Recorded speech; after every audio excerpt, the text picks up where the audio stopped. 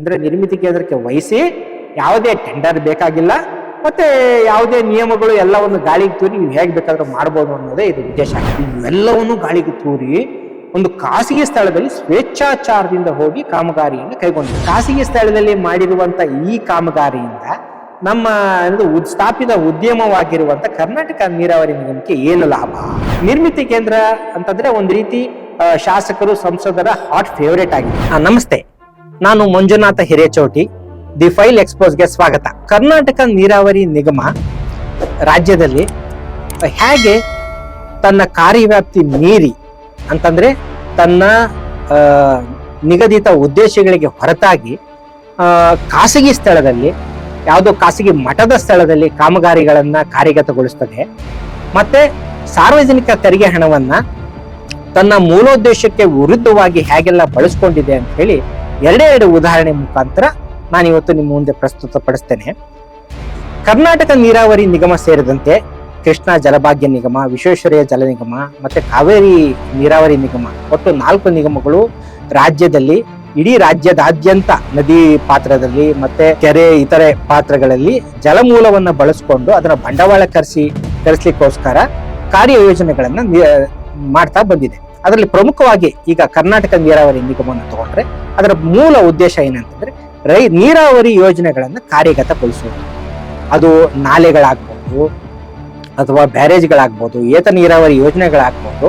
ಅಂತಂದ್ರೆ ಒಂದು ವೇಳೆ ನೀರಾವರಿ ಜಲಾನಯನ ಪ್ರದೇಶದಲ್ಲಿ ನೀರಾವರಿ ಯೋಜನೆಗಳನ್ನ ಕಾರ್ಯಗತಗೊಳಿಸುತ್ತ ಸಂದರ್ಭದಲ್ಲಿ ಬಾಧಿತ ರೈತರಿದ್ರೆ, ಬಾಧಿತ ಹಳ್ಳಿಗಳಿದ್ರೆ ಅಲ್ಲಿ ಮೂಲಭೂತ ಸೌಕರ್ಯಗಳನ್ನ ಕಾರ್ಯಗತಗೊಳಿಸುವಂಥದ್ದು.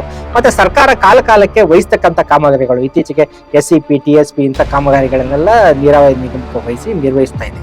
ಆಯ್ತಾ? ಈ ರೀತಿ ಇರುವಂತಹ ಸಂದರ್ಭದಲ್ಲಿ ನಾನು ಇವತ್ತು ಇಡೀ ರಾಜ್ಯದಲ್ಲಿ ಅತ್ಯಂತ ಪ್ರಮುಖವಾಗಿ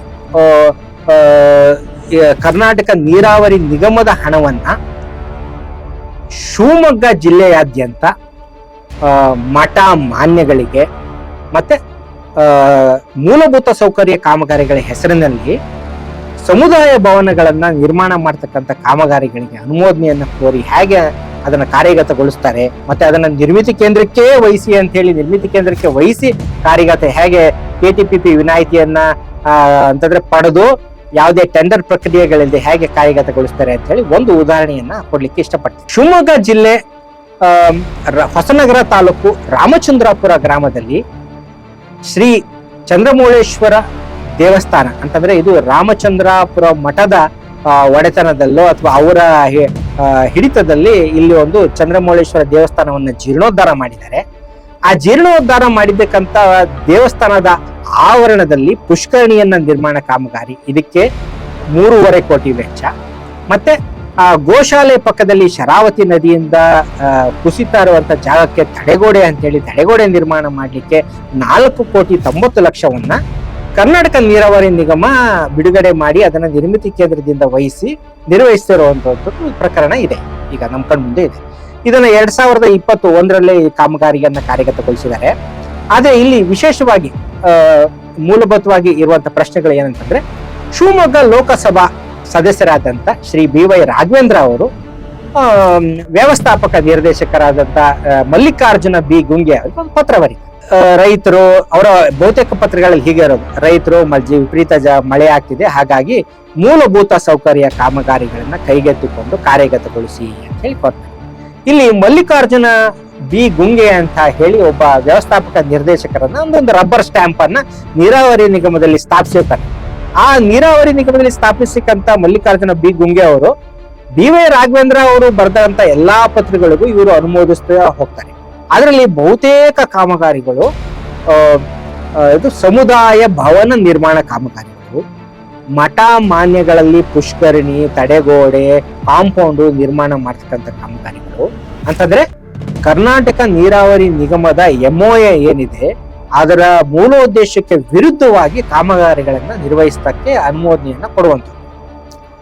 ಈಗ ಇದಾದ ನಂತರ ಮತ್ತೊಂದು ಪತ್ರ ಬರೀತಾರೆ, ಇದನ್ನ ಟೆಕ್ನಿಕಲ್ ಕಾರಣಗಳಿಗಾಗಿ ನಿರ್ಮಿತಿ ಕೇಂದ್ರಕ್ಕೆ ನಿರ್ವಹಿಸಿ ಅಂತ. ಈಗ ರಾಜ್ಯದಲ್ಲಿ ನಿರ್ಮಿತಿ ಕೇಂದ್ರಗಳು ಕೂಡ ಒಂದು ರೀತಿ ಇದು ಹಾಟ್ಸ್ಪಾಟ್, ಸಂಸದರಿಗಾಗ್ಲಿ ಶಾಸಕರಿಗಾಗಲಿ ಒಂದು ಹಾಟ್ಸ್ಪಾಟ್ ರೀತಿ ಕಾರ್ಯನಿರ್ವಹಿಸ್ತಿದೆ. ಯಾಕೆಂತಂದ್ರೆ ನಿರ್ಮಿತಿ ಕೇಂದ್ರಗಳು ಈಗಾಗಲೇ ಸುಮಾರು 2 ಕೋಟಿ ತನಕ ಅವರಿಗೆ ಟೆಂಡರ್ ಪ್ರಕ್ರಿಯೆಗಳಿಲ್ಲದೆ ಕಾರ್ಯಗತಗೊಳಿಸಲಿಕ್ಕೆ ಅವಕಾಶ ಇದೆ. ಹಾಗಾಗಿ ಇವರು ಅವರಿಗೆ ಕೊಡ್ತಾರೆ, ಅವರೇ ಸ್ವಂತ ಡ್ರಾ ಮಾಡಿ ಕಾಮಗಾರಿಗಳನ್ನು ಕೈಗೊಳ್ಳುವಂಥದ್ದು, ಅದರಲ್ಲಿ ಯಾವುದೇ ಸ್ಪರ್ಧಾತ್ಮಕವಾಗಿ ಪಾರದರ್ಶಕವಾಗಿ ಯಾವುದೇ ವಿಚಾರಗಳು ಇಲ್ಲದೆ ಇರುವಂತದ್ದು ನಡೀತಾ ಬಂದಿದೆ. ಆದ್ರೆ ಇಲ್ಲಿ ಪ್ರಮುಖವಾಗಿ ಇದು ಒಂದು ಪುಷ್ಕರಣಿ ಕಾಮಗಾರಿ 3.5 ಕೋಟಿ ವೆಚ್ಚದಲ್ಲಿ ಇದೆ. ಮತ್ತೆ ಇದು ಮತ್ತೊಂದು ತಡೆಗೋಡೆ ಕಾಮಗಾರಿ 4,90,00,000, ಒಟ್ಟಾರೆಯಾಗಿ 8,40,00,000 ರೂಪಾಯಿ ಹಣವನ್ನ ಒಂದು ಖಾಸಗಿ ಮಠ, ಖಾಸಗಿ ಸ್ಥಳದಲ್ಲಿ ಜೀರ್ಣೋದ್ಧಾರ ಮಾಡ್ತಕ್ಕಂಥ ಒಂದು ದೇವಸ್ಥಾನಕ್ಕೆ ಸಾರ್ವಜನಿಕರ ತೆರಿಗೆ ಹಣವನ್ನ ವ್ಯಯಿಸಿರ್ತಕ್ಕಂಥದ್ದು.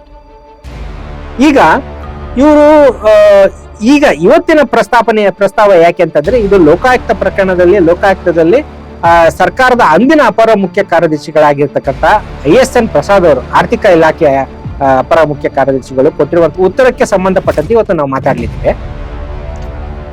ಆರ್ಥಿಕ ಇಲಾಖೆ ಹೇಗೆ ಅನುಮೋದನೆ ಕೊಡ್ತು? ಮೊದಲನೇದಾಗಿ KTPP ಕಾಯ್ದೆಯನ್ನ ಉಲ್ಲಂಘಿಸಿ 50 ಲಕ್ಷ ಮೇಲ್ಪಟ್ಟು ಇರತಕ್ಕಂಥದಕ್ಕೆ ಕಡ್ಡಾಯವಾಗಿ ಸಾರ್ವಜನಿಕ ಸಂಗ್ರಹಣಾ ಕಾಯ್ದೆ ಅಡಿ ಟೆಂಡರ್ ಕರಿಬೇಕಾಗಿದೆ, ಟೆಂಡರ್ ಕರೆದು ಸ್ಪರ್ಧಾತ್ಮಕವಾಗಿ ಕೊಡ್ಬೇಕಾಗಿದೆ. ಆದ್ರೆ ಇದನ್ನ ನಿರ್ಮಿತಿ ಕೇಂದ್ರಕ್ಕೆ ವಹಿಸೋದಲ್ದೇನೆ ಇವರು ಟೆಂಡರ್ ಪ್ರಕ್ರಿಯೆಯಿಂದ ಅದನ್ನ ಮುಕ್ತಿಗೊಳಿಸೋದು ಯಾಕೆ?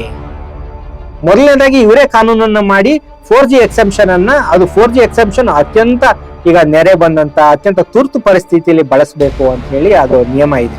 ಆ ಸೆಕ್ಷನ್ ಅನ್ನ ಇವರು ಅನಗತ್ಯವಾಗಿ ಅಕ್ರಮವಾಗಿ ಇಂಥ ಸಂದರ್ಭಗಳಲ್ಲಿ, ಯಾಕೆಂತಂದ್ರೆ ಇಲ್ಲಿ ಯಾವ ಸಕ್ಷಮ ಪ್ರಾಧಿಕಾರಿಗಳಿಂದ ಅನುಮತಿ ಪಡಿಬೇಕು, ಅದು ಅರಣ್ಯಕ್ಕೆ ಸೇರಿದ ಭೂಮಿ ಇದೆಯಾ ಅಲ್ಲಿ, ಅಥವಾ ಯಾಕಂದ್ರೆ ಅಲ್ಲಿ ಒಂದು ಭಾಗದಲ್ಲಿ ಸಂಪೂರ್ಣ ಅರಣ್ಯ ಭೂಮಿ ಇದೆ, ಮತ್ತೆ ಹತ್ತಿರದಲ್ಲೇ ಸಿಂಗಳಿಕ ಉದ್ಯಾನವನ ಇದೆ, ಅಂದ್ರೆ ಅರಣ್ಯ ಭೂಮಿ ಇದೆ. ಈ ತರ ಇರುವಂತ ಸಂದರ್ಭದಲ್ಲಿ ಖಾಸಗಿ ಮಠಕ್ಕೆ, ಖಾಸಗಿ ಸ್ಥಳದಲ್ಲಿ, ಈಗ ನನ್ನ ಹೆಸರಿಗೆ ಒಂದು ಶಿವಮೊಗ್ಗದಲ್ಲಿ ಒಂದು ಸೈಟ್ ಇದೆ, ದೊಡ್ಡ ಸೈಟ್, ಅಲ್ಲಿ ಒಂದು 5 ಸ್ಟಾರ್ ಹೋಟೆಲ್ ನಿರ್ಮಾಣ ಮಾಡ್ಕೊಡಿ ಅಂತ ನಾವೇನಾದ್ರೂ ಸಲ್ಲಿಸಿದ್ರೆ, ಈಗ ನಮ್ಮ ಸಂಸದರು ಒಂದು ಪತ್ರವನ್ನ ಏನಾದ್ರು ಮಲ್ಲಿಕಾರ್ಜುನ ಬಿ ಗುಂಗೆ ಅವರು ಬರೆದ್ರೆ, ಅಂದ್ರೆ ನೀರಾವರಿ ನಿಗಮದ ವ್ಯವಸ್ಥಾಪಕ ನಿರ್ದೇಶಕರಿಗೆ ಬರೆದ್ರೆ, ಅವರು ಅನುಮೋದನೆ ಕೊಟ್ಟು ಅದನ್ನ ಆರ್ಥಿಕ ಇಲಾಖೆ ಅವರು ಮಂಡಿಸಿ, ಆರ್ಥಿಕ ಇಲಾಖೆ ಅನುಮೋದನೆ ಕೊಟ್ಟು ನಿರ್ಮಿಸಬಹುದು. ಯಾರು ಬೇಕಾದ್ರೂ ನಿರ್ಮಿಸಬಹುದು, ಎಲ್ಲಿ ಬೇಕಾದ್ರೂ ನಿರ್ಮಿಸಬಹುದು, ಸಾರ್ವಜನಿಕರ ತೆರಿಗೆ ಹಣವನ್ನು ಎಲ್ಲಿ ಬೇಕಾದ್ರೂ ಬಳಸಬಹುದು ಅನ್ನುವಂತ ಒಂದು ನಿದರ್ಶನ ಇದು.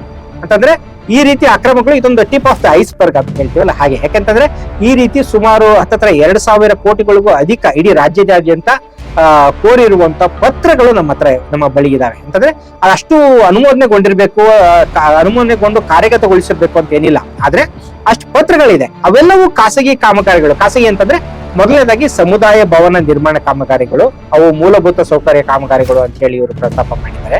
ಅದ್ರಲ್ಲಿ ಪ್ರಮುಖವಾಗಿ ಅತಿ ಹೆಚ್ಚಿನ ಸಿಂಹಪಾಲು ನಮ್ಮ ರಾಜ್ಯದ ಶಿವಮೊಗ್ಗ ಜಿಲ್ಲೆ ಪಡ್ಕೊಂಡಿದೆ. ಅದರಲ್ಲಿ ನಮ್ಮ BY ರಾಘವೇಂದ್ರ ಅವರೇ ಇಲ್ಲಿ ಪತ್ರ ಬರೆಯುವಂತದ್ದು. ಅಲ್ಲಿ ಮುಖ್ಯಮಂತ್ರಿಗಳೇ ನೀರಾವರಿ ನಿಗಮದ ಅಧ್ಯಕ್ಷರು ಆಗಿದ್ದಂತ ಅವತ್ತಿನ ಸಂದರ್ಭದಲ್ಲಿ ಅವರು ಅನುಮೋದಿಸ್ತಕ್ಕಂಥ, ಇಲ್ಲಿ ತಂದೆ ಮಗನ ಜುಗಲ್ಬಂದಿ ಕೂಡ ನಡೆದಿದೆ. ಈಗ ಆರ್ಥಿಕ ಇಲಾಖೆ ತನ್ನ ಕಾರ್ಯವ್ಯಾಪ್ತಿ ಮೀರಿ ಈಗ ಮುಖ್ಯಮಂತ್ರಿಗಳಿಗೆ ಮಂಡಿಸ್ತಕ್ಕಂಥ ಸಂದರ್ಭದಲ್ಲಿ ಈ 2 ಕಾಮಗಾರಿಗಳ ಜೊತೆಗೆ ಸುಮಾರು ಒಟ್ಟು 166 ಕಾಮಗಾರಿಗಳನ್ನ ಮೂಲಭೂತ ಸೌಕರ್ಯ ಕಾಮಗಾರಿಗಳು ಅಂತ ಹೇಳಿ ಮುಖ್ಯಮಂತ್ರಿಗಳಿಗೆ ಮಂಡಿಸಿದೆ. ಅದು 93ನೇ ನಿರ್ದೇಶಕರ ಮಂಡಳಿಯಲ್ಲೂ ಕೂಡ ಮಂಡಿಸಿದ್ದಾರೆ. ಅಲ್ಲಿ 166 ಕಾಮಗಾರಿಗಳಿಗೆ ಅನುಮೋದನೆ ಸಿಕ್ಕಿದೆ. ಆ 166 ಕಾಮಗಾರಿಗಳು ಕೂಡ ಮಠ ಮಾನ್ಯಗಳಿಗೆ ಮತ್ತು ಸಮುದಾಯ ಭವನ ಕಾಮಗಾರಿಗಳೇ ಆಗಿವೆ. ಯಾವು ಕೂಡ ಅದು ರಸ್ತೆನೋ ಅಥವಾ ಕುಡಿಯೋ ನೀರು, ಆಸ್ಪತ್ರೆ ಇತ್ಯಾದಿ ಯಾವುದಿಲ್ಲ. ಬರೀ ಸಮುದಾಯ ಭವನಗಳು ಪ್ರಮುಖವಾಗಿ, ಮತ್ತೆ ಮಠದ ಆವರಣ ಕಾಮಗಾರಿ, ಪುಷ್ಕರಣಿ ಇಂಥ ಕಾಮಗಾರಿಗಳ ಪಟ್ಟಿ ಇದೆ. ಈ 166 ಕಾಮಗಾರಿಗಳು ಏನ್ ಸಲ್ಲಿಸಿದರೆ, ಆರ್ಥಿಕ ಇಲಾಖೆಗೆ ಸಲ್ಲಿಸಿದಂತ 4G ವಿನಾಯಿತಿ ಪಟ್ಟಿನಲ್ಲಿ ಅವತ್ತಿಗೆ 5 ಕಾಮಗಾರಿಗಳನ್ನ ಸಲ್ಲಿಸಿದೆ. ಈ 5 ಕಾಮಗಾರಿಗಳನ್ನ ಹೇಳ್ತಾನೆ. ಇದು ಒಟ್ಟು 17,70,00,000 ವೆಚ್ಚದ 5 ಕಾಮಗಾರಿಗಳು. ಮೊದಲನೇದಾಗಿ ಶಿವಮೊಗ್ಗ ನಗರದ KB ವೃತ್ತದಲ್ಲಿ ಶಿವಮೊಗ್ಗ ಜಿಲ್ಲಾ ಸರ್ಕಾರಿ ನೌಕರರ ಸಂಘದ ಸಮುದಾಯ ಭವನ, ಇದಕ್ಕೆ 4 ಕೋಟಿ ವೆಚ್ಚ. ಇದನ್ನ ನಿರ್ಮಿತಿ ಕೇಂದ್ರಕ್ಕೆ ವಹಿಸಿ ಅದು ಸಂಗ್ರಹಣಾ ಕಾಯ್ದೆಯಿಂದ ವಿನಾಯಿತಿಯನ್ನ ಕೊಟ್ಟಿರುವಂತದ್ದು ಯಾರು? ಆರ್ಥಿಕ ಇಲಾಖೆ. ತೀರ್ಥಹಳ್ಳಿ ತಾಲೂಕಿನ ಹೋದಲ ಅಳ್ಳಾಪುರ ಗ್ರಾಮ, ಎಡೆಹಳ್ಳಿ ಗ್ರಾಮದ ಸರ್ವೆ ನಂಬರ್ 54ರಲ್ಲಿ ನಿರ್ಮಿಸುತ್ತಿರುವ ಸಾರ್ವಜನಿಕ ಸಮುದಾಯ ಭವನದ ಮುಂದುವರೆದ ಕಾಮಗಾರಿ, ಇದಕ್ಕೆ 3 ಕೋಟಿ ವೆಚ್ಚ ಇದೆ. ತೀರ್ಥಹಳ್ಳಿ ತಾಲೂಕು ಅಂಬುತೀರ್ಥ ಗ್ರಾಮದ ರಾಮೇಶ್ವರ ದೇವಸ್ಥಾನದ ಹಿಂಭಾಗದಲ್ಲಿ RCC ತೊಡೆಗೋಡೆ, ಬಾಕ್ಸ್ ಚರಂಡಿ ಹಾಗೂ ದೇವಸ್ಥಾನದ ಆವರಣದ ಅಭಿವೃದ್ಧಿ ಕಾಮಗಾರಿ, ಇದಕ್ಕೆ 2,30,00,000 ಇದೆ. ಇಲ್ಲಿ ಪ್ರಮುಖವಾಗಿ ಹೊಸನಗರ ತಾಲೂಕಿನ ರಾಮಚಂದ್ರಾಪುರ ಗ್ರಾಮದಲ್ಲಿನ ಶ್ರೀ ಚಂದ್ರಮೌಳೇಶ್ವರ ದೇವಸ್ಥಾನದ ಪಕ್ಕ ಹಾಗೂ ಗೋಶಾಲೆ ಪಕ್ಕದಲ್ಲಿ ಶರಾವತಿ ನದಿಯಿಂದ ಕುಸಿಯುತ್ತಿರುವ ಜಾಗಕ್ಕೆ ತಡೆಗೋಡೆ ನಿರ್ಮಾಣ ಕಾಮಗಾರಿ. ಇದಕ್ಕೆ 4,90,00,000 ವೆಚ್ಚ ಇದೆ. 5ನೇ ಕಾಮಗಾರಿ ಹೊಸನಗರ ತಾಲೂಕು ರಾಮಚಂದ್ರಾಪುರ ಗ್ರಾಮದಲ್ಲಿ ಶ್ರೀ ಚಂದ್ರಮೌಳೇಶ್ವರ ದೇವಸ್ಥಾನದ ಸಮೀಪ ಇರುವ ಕೆರೆಗೆ ಪುಷ್ಕರಣಿ ನಿರ್ಮಾಣ ಹಾಗೂ ದೇವಸ್ಥಾನದ ಆವರಣದ ಮುಂದುವರೆದ ಅಭಿವೃದ್ಧಿ ಕಾಮಗಾರಿ ಅಂತ ಹೇಳಿ ಇದಕ್ಕೆ 3,50,00,000 ವೆಚ್ಚ ಇದೆ. ಈ ಒಟ್ಟು ಈ 5 ಕಾಮಗಾರಿಗಳಿಗೆ ಒಟ್ಟಾರೆಯಾಗಿ 17,70,00,000ಕ್ಕೆ ಆರ್ಥಿಕ ಇಲಾಖೆ ಅನುಮೋದನೆಯನ್ನ 4G ಎಕ್ಸೆಂಪ್ಷನ್ ಅನ್ನ ಕೊಟ್ಟಿದೆ. ಅಂದ್ರೆ ನಿರ್ಮಿತಿ ಕೇಂದ್ರಕ್ಕೆ ವಹಿಸಿ ಯಾವುದೇ ಟೆಂಡರ್ ಬೇಕಾಗಿಲ್ಲ, ಮತ್ತೆ ಯಾವುದೇ ನಿಯಮಗಳು ಎಲ್ಲವನ್ನು ಗಾಳಿಗೆ ತೂರಿ ನೀವು ಹೇಗೆ ಬೇಕಾದ್ರೂ ಮಾಡ್ಬೋದು ಅನ್ನೋದೇ ಇದು ಉದ್ದೇಶ ಆಗಿದೆ. ಇದು ಲೋಕಾಯುಕ್ತ ಮುಂದೆ ಪ್ರಕರಣ ಇರತಕ್ಕಂಥ ಸಂದರ್ಭದಲ್ಲಿ ಆರ್ಥಿಕ ಇಲಾಖೆಯ ಅಂದಿನ ಅಪರ ಮುಖ್ಯ ಕಾರ್ಯದರ್ಶಿಗಳಾಗಿರ್ತಕ್ಕಂಥ ISN ಪ್ರಸಾದ್ ಅವರು ಉತ್ತರ ಕೊಟ್ಟಿದ್ದಾರೆ. ಅವ್ರು ಹೇಳ್ತಾರೆ 93ನೇ ನಿರ್ದೇಶಕರ ಮಂಡಳಿಯಲ್ಲಿ ಅನುಮೋದನೆಗೊಂಡಿದೆ. ಮತ್ತೆ ಅಂದಿನ ಮುಖ್ಯಮಂತ್ರಿಗಳಾಗಿರ್ತಕ್ಕಂಥ BS ಯಡಿಯೂರಪ್ಪನವರೇ ಅನುಮೋದನೆ ಕೊಟ್ಟಿದ್ದಾರೆ ಅಂತ ಇವರು ಹೇಳ್ತಾರೆ. ಇವರು ದಾಖಲೆ ಕೂಡ ಒದಗಿಸ್ತಾರೆ. ನೋಡಿ, ಅಂದಿನ ನಿರ್ದೇಶಕರ ಮಂಡಳಿಯಲ್ಲಿ ಸ್ವತಃ ISN ಪ್ರಸಾದ್ ಅವರು ಕೂಡ ಒಬ್ಬ ನಿರ್ದೇಶಕರು. ನೀರಾವರಿ ನಿಗಮದ ನಿರ್ದೇಶಕ ಮಂಡಳಿ ಒಟ್ಟು 5 ಜನ IAS ಶ್ರೇಣಿಯ ನಿರ್ದೇಶಕರಿದ್ದಾರೆ. 5 ಜನ IAS ಶ್ರೇಣಿಯ ನಿರ್ದೇಶಕರು ಒಂದು ರೀತಿ ಕ್ಲರ್ಕ್ ರೀತಿ ಕೆಲಸ ಮಾಡಿದ್ದಾರೆ. ಯಾಕೆಂತಂದ್ರೆ ಇಷ್ಟು ಬೃಹತ್ ವೈಲೇಷನ್ಸ್ ಇರುವಂತ ಕಾಮಗಾರಿಗಳಲ್ಲಿ ಇವರು ಯಾರು ಕೂಡ ಇದನ್ನ ವಿರೋಧಿಸಿಲ್ಲ, ಅಥವಾ ಈಗ ಅನುಮೋದನೆ ಕೂಡ ಕೊಟ್ಟಿದೆ. ಆರ್ಥಿಕ ಇಲಾಖೆ ಅಪರ ಮುಖ್ಯ ಕಾರ್ಯದರ್ಶಿಗಳಿಗೆ ಅನುಮೋದನೆಯನ್ನು ಕೊಟ್ಟಿದ್ದಾರೆ. ಈಗ ಹೇಳ್ತಾರೆ ಇದು ಮುಖ್ಯಮಂತ್ರಿಗಳೇ ಅನುಮೋದನೆ ಕೊಟ್ಟಿದ್ದಾರೆ ಅಂತ. ಈಗ ಲೋಕಾಯುಕ್ತ ಇದನ್ನ ಹೇಗೆ ಸ್ವೀಕರಿಸುತ್ತೋ ಹೇಗೆ ಸಾರಿಸುತ್ತೋ ಗೊತ್ತಿಲ್ಲ, ಅಥವಾ ಇವರೇ ಮುಖ್ಯಮಂತ್ರಿಗಳಿಗೆ ದಾರಿ ತಪ್ಪಿಸಿ ಆ 166 ಕಾಮಗಾರಿಗಳಲ್ಲಿ ಇವೆರಡು ಕಾಮಗಾರಿಗಳನ್ನು ಸೇರಿಸಿ ಅವ್ರಿಗೆ ಗೊತ್ತಿಲ್ಲ ಅನುಮೋದನೆ ತಗೊಂಡ್ರು ಗೊತ್ತಿಲ್ಲ. ಒಟ್ನಲ್ಲಿ ಇಡೀ ರಾಜ್ಯದಾದ್ಯಂತ ಈಗ ಈಗಾಗಲೇ ಹೇಳಿದಂತೆ IAS ಅಧಿಕಾರಿ ಶ್ರೇಣಿಯ ಅಧಿಕಾರಿಗಳು ಇದನ್ನ ವಿರೋಧಿಸ್ತಕ್ಕಂಥ ಪ್ರಬಲವಾಗಿ ಯಾವುದೇ ಇಲ್ಲದೆ ಕೇವಲ ರಬ್ಬರ್ ಸ್ಟ್ಯಾಂಪ್ ರೀತಿ ಕಾರ್ಯನಿರ್ವಹಿಸ್ತಾ ಇದ್ದಾರೆ.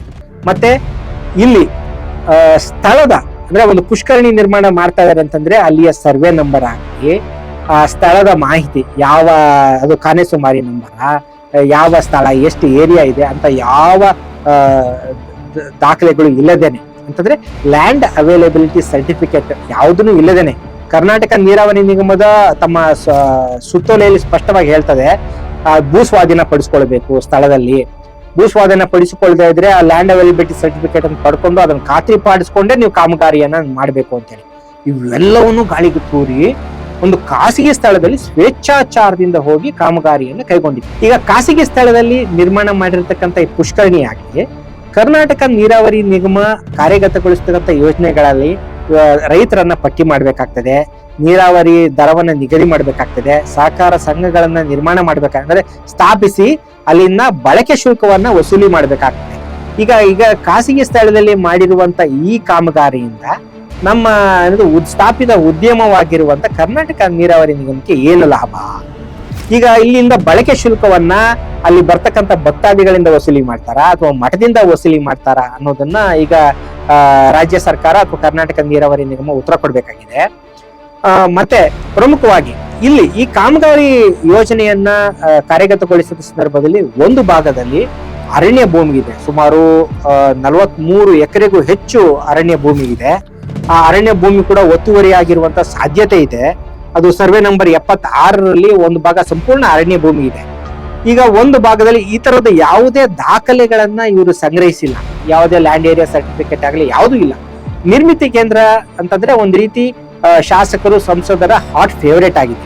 ಯಾಕೆಂತಂದ್ರೆ ಅವರು ಯಾವ ರೀತಿ ಸ್ವೇಚ್ಛಾಚಾರದಲ್ಲಿ ಇವರು ಸಂಸದರು ಯಾರು ಹೇಳ್ತಾರೋ ಅವ್ರಿಗೆ ಈ ಪ್ರಾಜೆಕ್ಟ್ ನ ಕೊಡ್ತಾರೆ, ಅವ್ರು ಹೇಗೆ ದುಡ್ಡು ಅವ್ರಲ್ಲಿ ಸೂಟ್ ಕೇಸ್ ತಗೊಂಡೋಗ ಬ್ಯಾಕ್ ಎಂಡ್ ಅಲ್ಲಿ ಕೊಡ್ತಾರೋ ಇಲ್ವೋ ಅದೆಲ್ಲ ನಮ್ಗೆ ಗೊತ್ತಿರೋದಿಲ್ಲ. ಯಾಕಂತಂದ್ರೆ ಮೊದ್ಲೇ ಇವರೇ ಸರ್ಕಾರದಲ್ಲಿ ಯೋಜನೆಯಿಂದ ಅಡ್ಡದಾರಿ ಹಿಡಿದು ಅನ್ಯ ಯೋಜನೆಗಳಿಗೆ ಕಾರ್ಯಗತಗೊಳಿಸ್ಕೊಂಡು ಅಲ್ಲಿಂದ 4G ಎಕ್ಸೆಂಪ್ಷನ್ ತಗೊಂಡು ನಿರ್ಮಿತಿ ಕೇಂದ್ರಕ್ಕೆ ವಹಿಸಿ ನಿರ್ಮಿತಿ ಕೇಂದ್ರದವರು ನಮಗೆ ಸಹಜವಾಗಿ ನಾವು ಸಾರ್ವಜನಿಕ ಪ್ರಾಧಿಕಾರವೇ ಅಲ್ಲ ಅಂತ ಹೇಳಿ ಅವರು ನಿರಂತರವಾಗಿ ಉತ್ತರ ಕೊಟ್ಟು ಮಾಡ್ತಾ ಇದ್ದಾರೆ. ಆದ್ರೆ ಶರಾವತಿ ನದಿ ಅಂತ ಸಾರ್ವಜನಿಕ ಸಂಪನ್ಮೂಲವನ್ನ ಸಾರ್ವಜನಿಕ ನದಿ ಪಾತ್ರ ಅರಣ್ಯ ಪಾತ್ರ ಇರ್ತಕ್ಕಂಥ ಭೂಮಿಯ ಪಾತ್ರದಲ್ಲಿ ಕಾರ್ಯನಿರ್ವಹಿಸಬೇಕಾದ್ರೆ ಸಾಕಷ್ಟು ಸಕ್ಷಮ ಪ್ರಾಧಿಕಾರಗಳಿವೆ, ಅವಿಂದ ಅನುಮತಿ ಪಡ್ಕೊಂಡಿದಾರೋ ಇಲ್ವೋ, ಅಥವಾ ಸ್ವೇಚ್ಛಾಚಾರದಲ್ಲಿ ನಡೆಸಿರುವಂತ ಕಾಮಗಾರಿಗಳಿವೆ. ಈಗ ಕಾಮಗಾರಿ ನಡೆದಂತ ಸ್ಥಳದ ವಿಷಯಕ್ಕೆ ಬರೋದಾದ್ರೆ, ಚಂದ್ರಮೌಳೇಶ್ವರ ದೇವಸ್ಥಾನದ ಶರಾವತಿ ನದಿಯ ಒಂದು ಬದಿಗೆ ಸರ್ವೆ ನಂಬರ್ 76, ಅದರಲ್ಲಿ ಸುಮಾರು 57 ಎಕರೆ 20 ಗುಂಟೆ ಇದೆ. ಆ 57 ಎಕರೆ 20 ಗುಂಟೆ ವಿಸ್ತೀರ್ಣದಲ್ಲಿ 42 ಎಕರೆ ಅರಣ್ಯ ಪ್ರದೇಶ ಇದೆ, ಸುಮಾರು 20 ಗುಂಟೆ ಗೋಮಾಳ ಇದೆ, ಕರ್ನಾಟಕ ಪವರ್ ಕಾರ್ಪೊರೇಷನ್ಗೆ ಸೇರಿದಂತ ಸುಮಾರು 11 ಎಕರೆ ಜಮೀನು ಇದೆ, ಮತ್ತೆ ಖಾಸಗಿ ವ್ಯಕ್ತಿ MS ಶಂಕರನಾರಾಯಣ ಅಂತ ಅವರ ಹೆಸರಿಗೆ 4 ಎಕರೆ ಇದೆ. ಈಗ ನದಿ ಪಾತ್ರ, ನದಿಯ ಈಚೆ ಬದಿ ಸರ್ವೆ ನಂಬರ್ 82, ಈಗ ನೀವು ಸರ್ವೆ ನಂಬರ್ 76 ನೀವು ನೋಡಬಹುದಾಗಿದೆ. ಇಲ್ಲಿ ಒಂದು ವೈಟ್ ಪಾಲಿಗನ್ ಇದೆ, ಆದ್ರೆ ಅದು ಲ್ಯಾಂಡ್ ರೆಕಾರ್ಡ್ ಸೆಕ್ಷನ್ ಅಲ್ಲಿ ಭೂಮಿ ಆಪ್ ನಿಂದ ತೆಗೆದಂತ ಚಿತ್ರದಲ್ಲಿ ಅದು ಈ ದೇವಸ್ಥಾನದ ಮೇಲೇನೆ ಓವರ್ಲ್ಯಾಪ್ ಆಗಿರೋದನ್ನ ನೀವು ಕಾಣಬಹುದಾಗಿದೆ. ಮತ್ತೆ ಈಚೆ ಬದಿ ಏನು ಸರ್ವೆ ನಂಬರ್ 82/1 ಇದೆ, ಅದು ಕೂಡ ಒಂದು ಸ್ಟ್ರೈಟ್ ವೈಟ್ ಪಾಲಿಗನ್ ಅನ್ನ ನೀವು ಈ ಚಿತ್ರದಲ್ಲಿ ನೋಡಬಹುದಾಗಿದೆ. ಅದು ಕೂಡ ಸುಮಾರು 1 ಎಕರೆ 15 ಗುಂಟೆ ವಿಸ್ತೀರ್ಣ ಕರ್ನಾಟಕ ಪವರ್ ಕಾರ್ಪೊರೇಷನ್ ಅಲ್ಲಿ ಅವರ ಹಿಡಿತದಲ್ಲಿ, ಅವರ ಸ್ವಾಧೀನದಲ್ಲಿ ಇದೆ. ಆದ್ರೆ ಇಲ್ಲಿ ನಾವು ಗಮನಿಸಬೇಕಾದಂತ ಅಂಶ ಏನಂತಂದ್ರೆ, ನದಿಯ ಹರಿವಿನಿಂದ ಅದು ಸ್ಥಳ ಬದಲಾವಣೆ ಆಗಿರ್ಬೋದು, ಅಥವಾ ಅರಣ್ಯ ಭಾಗಕ್ಕೆ ಅದು ತಳ್ಳಲ್ಪಟ್ಟಿರ್ಬೋದು ನದಿಯನ್ನ, ಅಥವಾ ಮಠದವರು ಆ ಸ್ಥಳವನ್ನು ಒತ್ತುವರಿ ಮಾಡ್ಕೊಂಡಿರ್ಬೋದು. ಇದನ್ನ ನಾವು ಸ್ಥಳೀಯವಾಗಿ ಸರ್ವೆ ಮಾಡೋದ್ರ ಮುಖಾಂತರ ಅಥವಾ ತನಿಖೆ ಮಾಡೋದ್ರ ಮುಖಾಂತರ ಮಾತ್ರ ಎಲ್ಲಿ ಎಷ್ಟು ಒತ್ತುವರಿ ಆಗಿದೆ ಅನ್ನೋದನ್ನ ಪತ್ತೆ ಹಚ್ಚಬಹುದಾಗಿದೆ ಅಥವಾ ತಿಳಿಸಬಹುದಾಗಿದೆ. ಮತ್ತೆ ಈಚೆ ಬದಿಯಲ್ಲಿ ಏನು ಸರ್ವೆ ನಂಬರ್ 82 ಇದೆ, ಆ ಸರ್ವೆ ನಂಬರ್ 82ರಲ್ಲಿ 82/2ರಲ್ಲಿ ಸುಬ್ರಾಯ ಗಣಪತಿ ಶಾಸ್ತ್ರಿ ಅಂತೇಳಿ ಅವರ ಹೆಸರಿಗೆ ಈ ಹಿಂದೆ ಸುಮಾರು 9 ಎಕರೆ 35 ಗುಂಟೆ ಜಮೀನಿತ್ತು. ಆ 9 ಎಕರೆ 35 ಗುಂಟೆಯಲ್ಲಿ ಈಗ ಹೊಸ ಒಂದು ಪಾಣಿ, ಒಂದು ಕೋಡಿ ಆಗಿದೆ, ಅದು 82/3 ಅಂತೇಳಿ.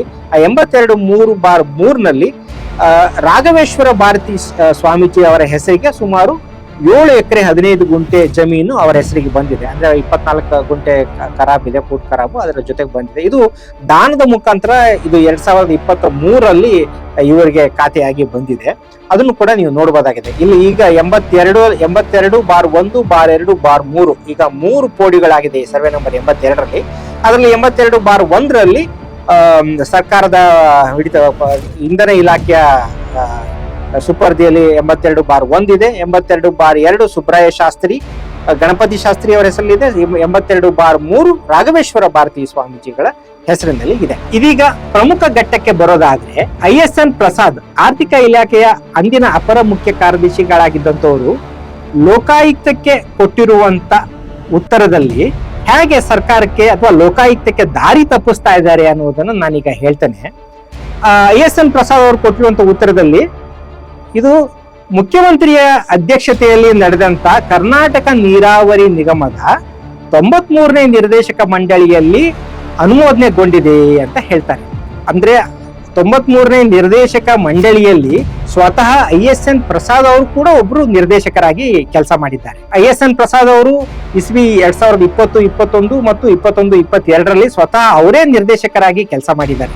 ಅಲ್ಲದೇನೆ ಈ ನಿರ್ದೇಶಕ ಮಂಡಳಿಯಲ್ಲಿ ರಾಜ್ಯದ 6 ಜನ ಹಿರಿಯ IAS ಶ್ರೇಣಿಯ ಅಧಿಕಾರಿಗಳು ಕೂಡ ಈ ನಿರ್ದೇಶಕ ಮಂಡಳಿಯಲ್ಲಿ ಇದ್ರು ಅನ್ನೋದು ನಮಗೆ ಗೊತ್ತಿರುವಂತ ವಿಷಯ. ಅಂತಂದ್ರೆ ಇವತ್ತಿನ ರಾಜ್ಯದ ಮುಖ್ಯ ಕಾರ್ಯದರ್ಶಿ ಆಗಿರುವಂತ ಶಾಲಿನಿ ರಜನೀಶ್ ಕೂಡ ಅವತ್ತು ಈ ನಿರ್ದೇಶಕ ಮಂಡಳಿಯಲ್ಲಿ ಸದಸ್ಯರು. ಅಂದ್ರೆ ನಿರ್ದೇಶಕ ಮಂಡಳಿ ನಿರ್ದೇಶಕರು. ಇಷ್ಟೆಲ್ಲ ಪ್ರಮುಖ ಆಡಳಿತ ಅನುಭವ ಇರುವಂತ IAS ಶ್ರೇಣಿಯ ಅಧಿಕಾರಿಗಳೇ ಇದ್ದಂತ ನಿರ್ದೇಶಕ ಮಂಡಳಿಯಲ್ಲಿ ಇಷ್ಟು ಯಾವುದೋ ಖಾಸಗಿ ಸ್ಥಳದ ಕಾಮಗಾರಿಗಳು ಅಥವಾ MOAನ ಉಲ್ಲಂಘಿಸಿ ಮಾಡಿದಂತ ನೀರಾವರಿ ಯೋಜನೆಗಳ ಅಲ್ಲದ ಕಾಮಗಾರಿಗಳಿಗೆ ಇವರು ಹೇಗೆ ಅನುಮೋದನೆಯನ್ನು ಕೊಟ್ಟರು ಅನ್ನೋದು ಪ್ರಮುಖ ವಿಷಯ. ಮತ್ತೆ ಈಗ ಪ್ರಸ್ತಾಪಿತ ಕಾಮಗಾರಿಗೆ 4G ಅಡಿ ವಿನಾಯಿತಿಯನ್ನ ಕೋರಿದ್ರು. ಇದು ಜಲಸಂಪನ್ಮೂಲ ಇಲಾಖೆಯಿಂದ ಪ್ರಸ್ತಾವನೆ ಬಂದಂತ ಸಂದರ್ಭದಲ್ಲಿ ನಾವು ಇದನ್ನ ನಿರಾಕರಣೆ ಮಾಡಿದೀವಿ ಅಂತ ಹೇಳ್ತಾರೆ. ಇದರಲ್ಲಿ ಯಾವಾಗ ಡಿಸೆಂಬರ್ 2020ರಲ್ಲಿ. ಆದ್ರೆ ಅದಾಗಿ 1 ತಿಂಗಳಿಗೇನೆ ನಿರ್ಮಿತಿ ಕೇಂದ್ರ ಇದು ಪರಿಸರ ಪ್ರೇಮಿ ಅಥವಾ ಪರಿಣಾಮಕಾರಿ ತಂತ್ರಜ್ಞಾನವನ್ನು ಬಳಸಿ ಮಾಡೋದಾಗಿದ್ರಿಂದ ಜಲಸಂಪನ್ಮೂಲ ಇಲಾಖೆ ಶಿಫಾರಸಿನೊಂದಿಗೆ ಮತ್ತೆ 1 ತಿಂಗಳಲ್ಲೇ ಅವರು ಅನುಮೋದನೆಗೆ ಕೋರಿ ಸಲ್ಲಿಸಿದ್ದಾರೆ. ಹಾಗಾಗಿ ಅನುಮೋದನೆಯನ್ನ ಕೊಡಲಾಗಿದೆ ಅಂತಂದ್ರೆ 4G ವಿನಾಯಿತಿಯನ್ನ ಕೊಡಲಾಗಿದೆ ಅನ್ನೋದನ್ನ ಅವರು ಇಲ್ಲಿ ಪ್ರಸ್ತಾಪ ಮಾಡಿದ್ದಾರೆ. ಆದ್ರೆ ಇಲ್ಲಿ ಜಲಸಂಪನ್ಮೂಲ ಇಲಾಖೆ ಸ್ವತಃ ಅದೇ ಆಗಸ್ಟ್ 2020ರಲ್ಲಿ ನೀರಾವರಿ ಯೋಜನೆಗಳ ಹೊರತಾದ ಯೋಜನೆಗಳನ್ನ ಯಾವುದೇ ಕಾರಣಕ್ಕೂ ಮಂಡಿಸಬಾರದು ಅಂತ ಸ್ಪಷ್ಟ ಸುತ್ತೋಲೆಯನ್ನ ಜಲಸಂಪನ್ಮೂಲ ಇಲಾಖೆ ಹೊರಡಿಸಿದೆ. ಆ ಇಲಾಖೆಯ ಸುತ್ತೋಲೆಯ ವಿರುದ್ಧವೇ ಇವರು ಸಲ್ಲಿಸ್ತಾರೆ. ಅದನ್ನೇ ಇವರು ಇಲ್ಲಿ ನಾಮಕಾವಾಸ್ತೆ ಅಂತಂದ್ರೆ ಇದನ್ನ ಅವರು ಮುಂದಿಟ್ಟು 4G ವಿನಾಯಿತಿಯನ್ನ ಕೊಟ್ಟಿದ್ದಾರೆ. ಹಾಗಿದ್ರೆ ಇವರು ISN ಪ್ರಸಾದ್ ಅವರ ಪಾತ್ರ ಏನಿಲ್ಲಿ? ಈಗ ISN ಪ್ರಸಾದ್ ಅವರು ಏನ್ ಹೇಳ್ತಾರೆ ಅಂತಂದ್ರೆ, ಇನ್ನೊಂದು ಪ್ರಮುಖವಾಗಿ 50 ಲಕ್ಷದ ತನಕ ನನಗೆ ಅಧಿಕಾರ ಇದೆ, 50 ಲಕ್ಷದ ಮೇಲ್ಪಟ್ಟು ಮುಖ್ಯಮಂತ್ರಿಯೇ ಸಕ್ಷಮ ಪ್ರಾಧಿಕಾರ ಆಗಿರ್ತಾರೆ ಅಂತ ಹೇಳ್ತಾರೆ, ಅದು ಆರ್ಥಿಕ ಇಲಾಖೆಯಲ್ಲಿ. ಹಾಗಿದ್ರೆ ಹೀಗಿರುವಾಗ ಇಂಥ ಪ್ರಕರಣಗಳನ್ನ ಅಂತಂದ್ರೆ ಇದು ಸಂಬಂಧವಿಲ್ಲದ ಖಾಸಗಿ ಸ್ಥಳದ ಕಾಮಗಾರಿಯನ್ನ ಹೇಗೆ ಇವರು ಮುಖ್ಯಮಂತ್ರಿಗಳ ಅನುಸಮರ್ಥನೆಗಾಗ್ಲಿ ಅಥವಾ ಅನುಮೋದನೆಗಾಗ್ಲಿ ಯಾಕೆ ಮಂಡಿಸಿದ್ರು ಅನ್ನೋದನ್ನ ಉತ್ತರ ಕೊಡ್ಬೇಕಾಗ್ತದೆ. ಅದಲ್ಲದೆ ಪ್ರಮುಖವಾಗಿ ಮತ್ತೆ ಈಗ ಇದು ಇನ್ನೊಂದು ಹೇಳ್ತಾರೆ, ಈ ಪ್ರಸ್ತಾವನೆಯಲ್ಲಿ ಆರ್ಥಿಕ ಇಲಾಖೆಯ ಜವಾಬ್ದಾರಿ ಕೇವಲ KTPP ಕಾಯ್ದೆ ಕಲಂ 4G ವಿನಾಯಿತಿ ನೀಡುವುದಕ್ಕೆ ಮಾತ್ರ ಸೀಮಿತವಾಗಿದೆ ಅಂತ ಹೇಳ್ತಾರೆ. ಆದ್ರೆ ಇದೇ ISN ಪ್ರಸಾದ್ ಅವರು ನೀರಾವರಿ ನಿಗಮದ ಲೆಕ್ಕ ಪರಿಶೋಧನೆ ಸಮಿತಿಯ ಸದಸ್ಯರು ಕೂಡ ಹೌದು, ಆಡಿಟ್ ಕಮಿಟಿ ಮೆಂಬರ್ ಅವರು. ಹಾಗಿದ್ರೂ ಕೂಡ ಇದನ್ನ ಇವರು ಈಗ ಎಲ್ಲ ಪೂರ್ತಿ ಸಂಪೂರ್ಣ ದ್ವಂದ್ವವಾಗಿದೆ. ಇಲ್ಲಿ ಕಾನ್ಫ್ಲಿಕ್ಟ್ ಆಫ್ ಇಂಟ್ರೆಸ್ಟ್ ಹೆಜ್ಜೆಗೂ ಇದೆ. ಇವರೇ ನಿರ್ದೇಶಕ ಮಂಡಳಿಯಲ್ಲಿ ಇವರೇ ಸದಸ್ಯರಾಗಿದೆ, ನಿರ್ದೇಶಕರಾಗಿದ್ದಾರೆ. ಇಲ್ಲಿ ಇವರೇ ಆರ್ಥಿಕ ಇಲಾಖೆಯಲ್ಲಿ ಇವರೇ ಅನುಮೋದನೆ ಕೊಡ್ತಾರೆ, ಅಲ್ಲಿ ಇವರೇ ಮಂಡಿಸ್ತಾರೆ, ಇವರೇ ಅದನ್ನ ರಿಜೆಕ್ಟ್ ಮಾಡ್ತಾರೆ, ಮತ್ತೆ ಇವರೇ ಮಂಡಿಸ್ತಾರೆ, ಮತ್ತೆ ಇವರೇ ಇಲ್ಲಿ ಅನುಮೋದನೆ ಕೊಟ್ಟಿರೋದನ್ನ ಸಮರ್ಥನೆ ಮಾಡ್ಕೊಂತಾರೆ. ಮತ್ತೆ ಹೇಳ್ತಾರೆ ಇದು ಮುಖ್ಯಮಂತ್ರಿಯವರು ಮಾಡಿದ್ದು ಅಥವಾ ಬೇರೆ ಮಂಡಳಿ ಮಾಡಿದ್ದು, ಮತ್ತೆ ಮುಖ್ಯಮಂತ್ರಿಗಳೇ ಅನುಸಮರ್ಥನೆ ಕೊಟ್ಟಿದ್ದಾರೆ ಅನ್ನೋದು ಇವರ ವಾದ. ಆಯ್ತಾ? ಆದ್ರೆ ಇಲ್ಲಿ ಇವರು ಈ ತರ ಉತ್ತರ ಕೊಡೋದ್ರಿಂದ ಇಲ್ಲಿ ಯಾರನ್ನ ರಕ್ಷಣೆ ಮಾಡ್ತಿದ್ದಾರೆ? ಸ್ವತಃ BY ರಾಘವೇಂದ್ರ ಅವ್ರನ್ನ ರಕ್ಷಣೆ ಮಾಡ್ತಿದ್ದಾರಾ, ಅಥವಾ ಅವ್ರ ತಂದೆ ಅಂದಿನ ಮುಖ್ಯಮಂತ್ರಿ BS ಯಡಿಯೂರಪ್ಪನವ್ರನ್ನ ರಕ್ಷಣೆ ಮಾಡ್ತಿದ್ದಾರಾ, ಅಥವಾ ಇದರ ಲಾಭವನ್ನ ಪಡೆದಂತ ರಾಘವೇಶ್ವರ ಸ್ವಾಮೀಜಿಗಳನ್ನ ರಕ್ಷಣೆ ಮಾಡ್ತಿದ್ದಾರಾ ಅನ್ನೋದು ತಿಳ್ಕೊಳ್ಬೇಕಾಗಿದೆ. ಇದೀಗ ಕೊನೆಯ ಘಟ್ಟದಲ್ಲಿ ಕರ್ನಾಟಕ ಲೋಕಾಯುಕ್ತ ಈ ಪ್ರಕರಣವನ್ನ ಹೇಗೆ ಇತ್ಯರ್ಥ ಮಾಡ್ತದೆ, ಸಾರ್ವಜನಿಕ ಹಿತಾಸಕ್ತಿಯನ್ನ ಎತ್ತಿ ಹಿಡಿದು ಈ ಅಧಿಕಾರಿಗಳ ಲೋಪದೋಷಗಳನ್ನ ಗುರುತಿಸಿ ಅವರಿಗೆ ಶಿಕ್ಷೆಯನ್ನ ವಿಧಿಸ್ಲಿಕ್ಕೆ ಶಿಫಾರಸು ಮಾಡ್ತದ, ಅಥವಾ ಅಧಿಕಾರಿಗಳು ಸಲ್ಲಿಸಿರುವಂತ ವರದಿಯನ್ನ ಮನ್ನಣೆ ಮಾಡ್ತದ, ಕಾದ್ ನೋಡ್ಬೇಕಾಗಿದೆ. ಇನ್ನು ಮುಂದಿನ ಬೆಳವಣಿಗೆಗಳನ್ನ ಖಂಡಿತವಾಗಿ ದಿ ಫೈಲ್ ಅಂತೂ ನಿಮ್ಮ ಮುಂದೆ ಸಾದರಪಡಿಸ್ತದೆ. ಖಂಡಿತವಾಗಿ ದಿ ಫೈಲ್ ಅನ್ನು ನೋಡ್ತಾ ಇರಿ, ಸಬ್ಸ್ಕ್ರೈಬ್ ಮಾಡಿ. ಧನ್ಯವಾದ. ಇವತ್ತು ನಾನು ನಿಮ್ಮಲ್ಲಿ ಒಂದು ಮನವಿ ಮಾಡ್ತಾ ಇದ್ದೀನಿ. ದಿ ಫೈಲ್ ಕಳೆದ 3 ವರ್ಷಗಳಿಂದ ಯಾರ ಮುಲಾಜಿಗೂ ಒಳಗಾಗದೆ ನಿಷ್ಪಕ್ಷಪಾತವಾಗಿ ತನಿಖಾ ವರದಿಗಳನ್ನ ನಿಮ್ಮ ಮುಂದೆ ಇಡ್ತಾ ಇದೆ. ಕೋವಿಡ್ ಹಗರಣ ಆಗಿರ್ಬೋದು, ಶಿಕ್ಷಕರ ನೇಮಕಾತಿಯಲ್ಲಿನ ಅಕ್ರಮವಾಗಿರ್ಬೋದು, ಸರ್ಕಾರದ ಹಲವಾರು ಭ್ರಷ್ಟಾಚಾರಗಳನ್ನ ದಾಖಲೆ ಸಮೇತ ಬಯಲು ಮಾಡ್ತಾ ಇದೆ. ನಮ್ಮ ಈ ವರದಿಗಳನ್ನ ಆಧರಿಸಿ ತನಿಖಾ ಆಯೋಗಗಳು ರಚನೆ ಆಗಿದೆ. ನಮ್ಮ ಸಂಸ್ಥೆ ಹೀಗೆ ನಿರಂತರವಾಗಿ ನಿರ್ಭೀತಿಯಿಂದ ಸ್ವತಂತ್ರವಾಗಿ ಮುಂದುವರಿಯೋದಕ್ಕೆ ನಿಮ್ಮ ಸಹಾಯ ಅತ್ಯಗತ್ಯ. ಹಾಗಾಗಿ ನನ್ನ ಮನವಿ, ಡಿಸ್ಕ್ರಿಪ್ಷನ್ ಬಾಕ್ಸ್ ನಲ್ಲಿರುವಂತಹ ಲಿಂಕ್ ಬಳಸಿ ಅಥವಾ ಈ ವಿಡಿಯೋದಲ್ಲಿ QR ಕೋಡ್ ನ ಸ್ಕ್ಯಾನ್ ಮಾಡಿ ನಿಮ್ಮ ಕೈಲಾದಷ್ಟು ಹಣ ಡೊನೇಟ್ ಮಾಡಿ. ಈ ಮೂಲಕ ಸ್ವತಂತ್ರ ಪತ್ರಿಕೋದ್ಯಮವನ್ನ ಬೆಂಬಲಿಸಿ. ನಮಸ್ಕಾರ.